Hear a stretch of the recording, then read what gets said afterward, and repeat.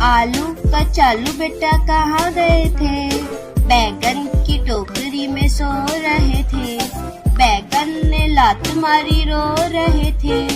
Mummy ने प्यार किया हंस रहे थे। पापा ने पैसे दिए नाच रहे थे।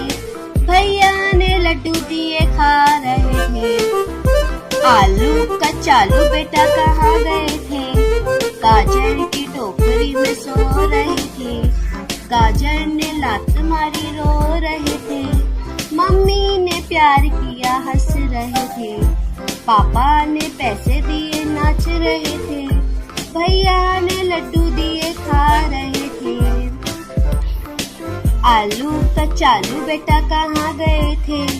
प्याज के टोकरे में सो रहे थे। प्याज ने लात मारी रो रहे थे। मम्मी ने प्यार किया हंस रहे थे। पापा ने पैसे दिए नाच रहे थे। भैया ने लड्डू दिए खा रहे थे। आलू कचालू बेटा कहाँ गए थे? भिंडी के टोकरी में सो रहे थे। भिंडी ने लात मारी रो रहे थे। मम्मी ने प्यार किया हंस